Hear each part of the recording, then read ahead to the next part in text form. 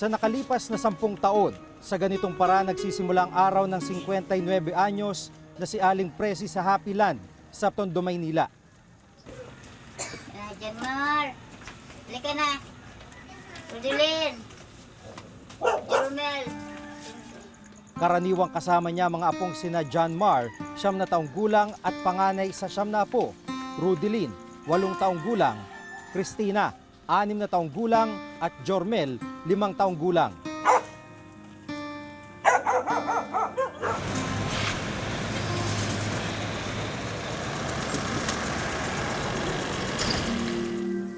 Kahit ilang metro lang ang layo ng destinasyon nila, kailangan pa ring madaling araw gumayak ang maglolola para raw di sila maubusan at makapamili pa sila ng kakaining agahan.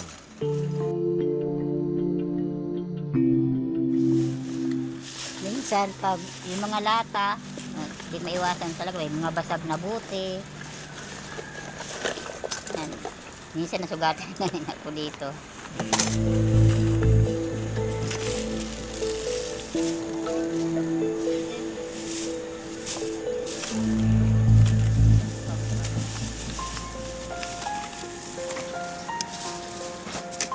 Magkahalong basura at mga tirang pagkain ng mga fast food restaurant mula Espanya, Abad Santos, Tayuman at iba pang karatig lugar sa Maynila ang hinahalukay ni na Aling Presi.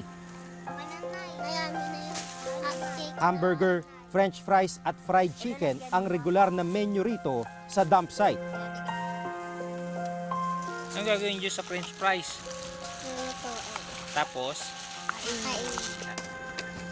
Katulad nito may laman, inuwi ko po sa bahay. Ano yan? Agpag? Ano yan gagawin dyan? Lulutuin. Bago kumain. Una-una yung pagpag, dahil hindi naman dati ka talaga kami nagakuha sa basura, parang bang nandidire. Doon nakikita ko sa karamihan, kumain talaga ako, sinubukan ko, masarap talaga. Ito na, ilulutuin, iuwi na rin sa bahay, ilulutuin na. Pwede na yan. Opo.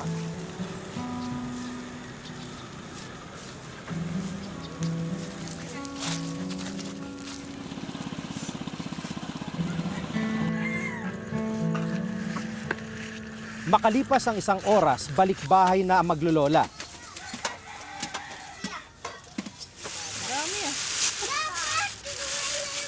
Yung mga ganito, mga pang-adobo lang.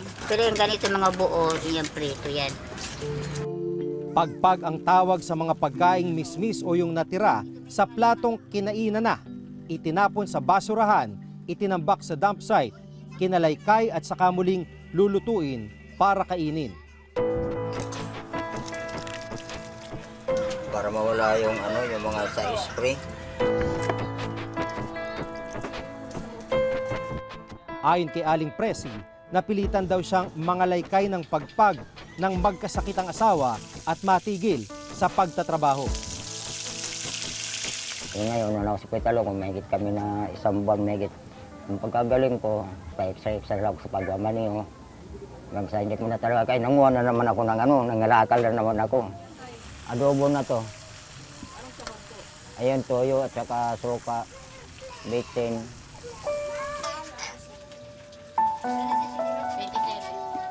Anong paborito niyong ulam na dalawa? Tatay na lang kumain ng paano. Sitaw. Anong sahog? Anong luto?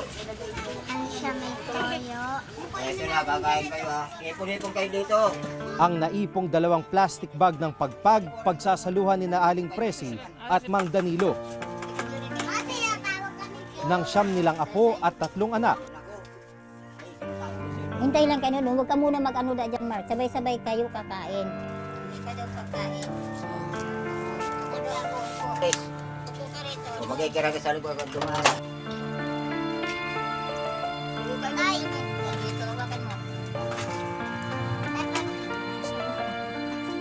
Ang agahan ng pamilya na iraos na sa araw na ito. Lucio!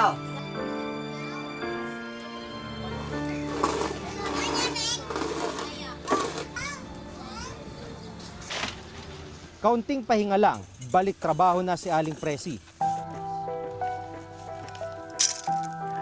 Tapos balik naman ako pakakain. Inabukod-bukod kong straw, kutsara, cups, sibak, plastic, karton. Sa junk shop na ito, pagsasama-samahin niya mga naipong plastic mula pa rin sa mga nakatambak na basura. Ibebenta naman daw ito ng may-ari ng junk shop sa pabrika ng mga plastic para i-recycle.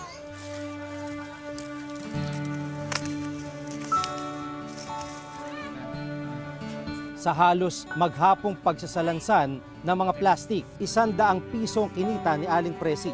100 na, ano nabibili niyan? Ang bibili kong gatas, inuna ko yung gatas ng apo ko, bayad sa tubig.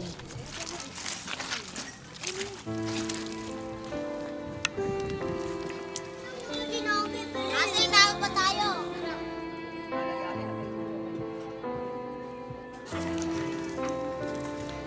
Tubig. Magkano binayad mo sa tubig, Nay? 26 po. Pero ang pera, sa isang iglap, ubos din kagad.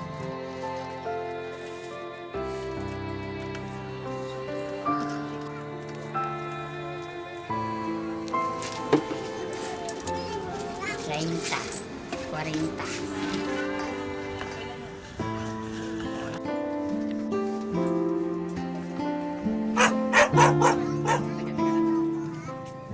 Sa kakarampot niyang kita, isang palaisipan kung bakit pati baon ng dalawang panganay na apo, sinasagot pa ni Aling Presi.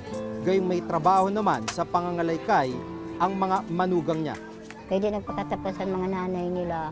Kung isa rin mga apo ko makatapos pag-aaral. Nakapaghapunan sa kanilang bahay ang mga apo ni na Aling Presi at Mang Danilo.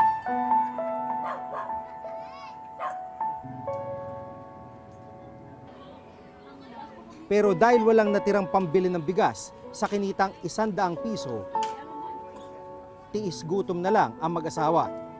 Bukas naman daw may pagpag-uli. Bit-bit ang kanyang bayong. Tinungo ng 54 na taong gulang na si Lola Mercelidad ang isang dump site. Ang kanyang pakay, lamang loob ng manok na itinatapon ng mga kalapit na katayan. Ganto karami yung langaw na na-attract niya. Kala mo, sa unang tingin parang honeybee. Pero hindi po, langaw po ito at mga bangaw. Hindi ba kayo na baka magkasakit yung mapagbenta nyo kasi yung malangaw, basura, hindi nyo po naisip nyo po ba yun? Naisip ko pero hindi naman yung bago sila siyempre kami muna, di ba? Opo. Kasi malinis naman sinasabon ko. Opo. Tapos naano ako mahigi. Pinapakulang ko mahigi. Bago kami nakakita. Sa mga nakalipas na taon, sa ilalim ng kasalukuyang administrasyon, makailang ulit na naming ipinakita ang iba't ibang mukha ng gutom sa ating bansa. Luzon, Visayas hanggang Mindanao, sinuyod upang malaman kung hanggang saan ang gagawin ng ilan nating mga kababayan. Malamnan lang ang kumakalam na tiyan.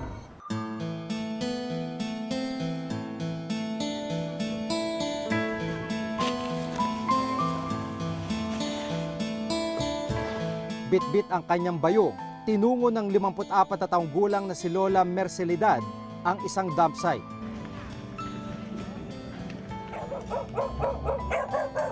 Ang kanyang pakay, lamang loob ng manok na itinatapon ng mga kalapit na katayan. Agad dinala ni Lola Mercelidad ang nakuwang mga lamang loob sa likod ng kanilang barong-barong. Isa-isa nilang nilinis ang mga bituka ng manok sa mga balde ng tubig. Ang paglilinis, ginagawa nila sa mismong gilid ng tambakan kung saan nila ito nakuha. Dahil nga po sariwang mga bituka tsaka laman loob ng manok yung ginagawa nila Aling Mercy dito sa mismong may dump site dito sa Cavite City. Ganto karami yung langaw na na-attract niya. Kala mo sa unang tingin parang honeybee. Pero hindi po, langaw po ito at mga bangaw. At ito po yung pinapakuluan nila para gawing chicharon at ibenta naman kung sino yung mga nais bumili. Hindi ba kayo baka magkasakit yung mapagbenta nyo kasi yung malangaw, basura, hindi nyo po naisip nyo pa ba yun? Iniisip ko pero hindi naman yung bago sila siyempre kami muna, di ba? Opo. Kasi malinis naman sinasabon ko. Opo. Tapos naalawan kong maigi. Pinapakulang kong maigi bago ko pinipili. Wala rin silang anumang suot na plastic o guwantes. Basta, kahit ano pa siya, basta malinis, hindi namin kayo pagdidirihan. Bilang mo ilang taon, 12 taon. Di ba? Diyan ko na napalaki ang apo ko. O ngayon, nagpapaaral pa ako. Diyan ko rin kinukuha. Lahat. Gastos, pambayad, lahat. Aminado si Lola Mercelidad na kung may iba lang daw sana siyang pagkakakitaan, ay hindi niya pipiliin ng ganitong klase ng hanap buhay. Pero tila wala raw siyang magawa dahil sa hirap ng buhay.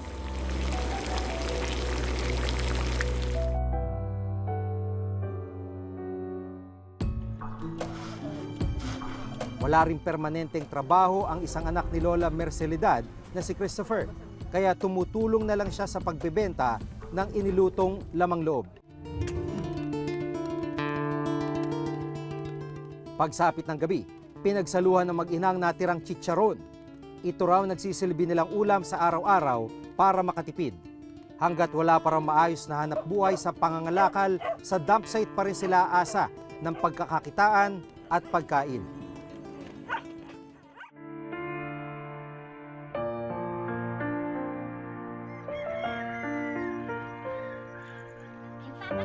Alas 2 na ng hapon pero ngayon pa lang nanananghalian ang mga anak ni Cecil na sina Carlos at Jericho.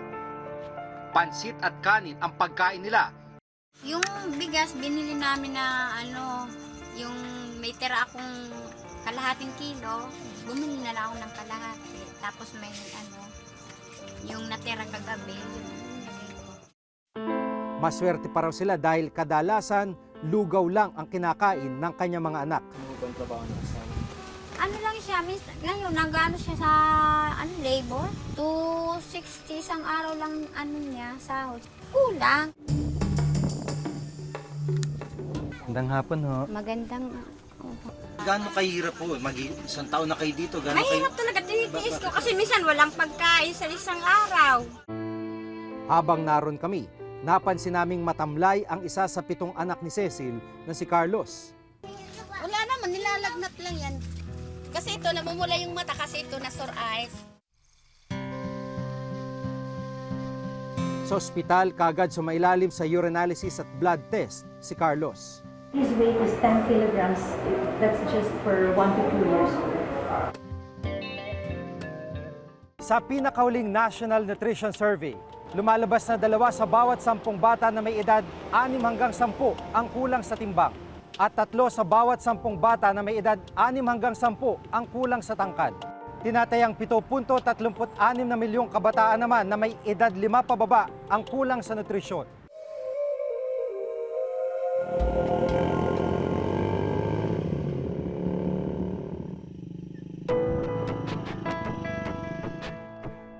Sa sitio Cabanisan sa South UP, Maguindanao, nakilala namin ang mag-anak ni Mang Ernesto Sambrel. Nakikisaka rin siya sa palayan at maisan para kumita. Kung walang saka, wala rin pera. Pagtitilamon o pagtatabas at paglilinis sa mga taniman ang karaniwang trabaho dito sa Sitio Pandan, South UP, Maguindanao. Swerte na lamang si Ernesto kung makakuha siya ng 3 beses na trabaho kada linggo na nagbabayad sa kanya ng 100 piso kada araw. Mahirap pagkasyahin para sa 7 miyembro ng kanyang pamilya. Pagkagaling sa taniman, inabutan naming umiiyak ang anak niyang si Irene. Doon, na yung mama. Ito kan. Silakan. Ini na mga mana po ne? Gutom? Opo. Anong kinakain niya? Gatas lang? Oo, gadidid lang.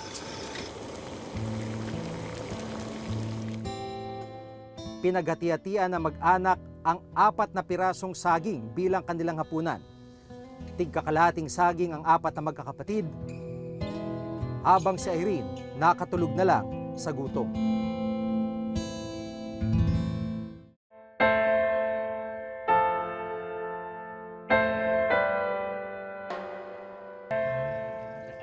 na nilagyan ng asukal ang almusal ng mag-anak. Wala ring gatas na may bigay si Norisa sa kanyang bunso dahil wala ring makain na masustansyang pagkain. Kakaunti na lamang ang naibibigay niyang gatas sa anak. Kabilang sina Irene sa 4 na milyong kabataan sa bansang edad 5 pababa ang kulang sa timbang at nakakaranas ng malnutrisyon. Ang masaklap ayon sa UNICEF, 1 sa 3 bata sa mundo ang namamatay dahil sa kakulangan ng nutrisyon sa katawan. Ilang programa nang inilunsad ng pamahalaan kontra gutom. Minsan nang nagkaroon ng Food for School program ang administrasyon ni dating Pangulo Gloria Arroyo. Sa pagluklok ni Pinoy, sinimula naman ang school-based feeding program ng DSWD at ng DepEd. Pero tila hindi naman nasagot ng mga ito ang gutom at malnutrisyon ng mga kabataan. Actually, magaganda naman itong programang ito. Ngunit, this is targeted to a certain beneficiaries only. So, hindi ito nakakasapat na tugunan ang kagutuman ng lahat ng Pilipino sa ating bansa. Kinakailangan ang pagtugon sa kagutuman sa suliranin ng kahirapan. It should be a whole of government approach. Isa sa mga nakikitang solusyon upang mabawasan ang bilang ng nagugutom sa bansa, mabigyan ng disenteng trabaho ang mga magulang. Trabahong may sapat na kita upang may mailagay silang pagkain sa kanilang hapag. Kung may alimbawa sila ay may trabaho, tingin ko hindi sapat ang kita para makabili ng kanilang pangailangan sa pang-araw-araw. Isinusulong ngayon sa Kongreso ang Zero Hunger Bill. Binibigyan mandato nito ang pamahalaan ng gumawa ng malinaw na plano kung paano mawawakasan ng gutom sa loob ng 10 taon.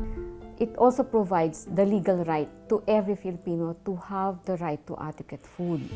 Binabalangkas din dito kung ano yung mga dapat gawin ng gobyerno para malutas ang kahirapan o kagutuman dito sa ating bansa. Sinasaad din dito na dapat ang pagkain, it should be available, it should be adequate, it should be accessible. Nakabinbin pa rin ito sa Kongreso hanggang ngayon. Determinado ang pamahalaan na pag-ibayuhin ang mga programa sa paglaban sa kahirapan, kasama na ang pagtataguyod ng pagsasanay at paghahanda para sa paghahanap buhay upang tuluyang wakasan ang kagutuman at bawasan ang kahirapan.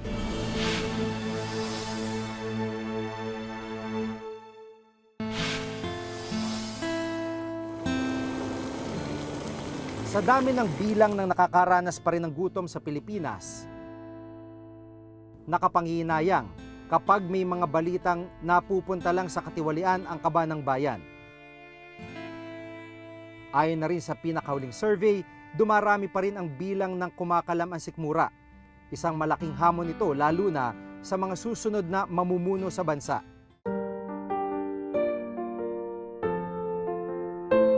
Ako si Maki Pulido. Ako si Jiga Manikad at ito nakatala sa aming Reporter's Notebook.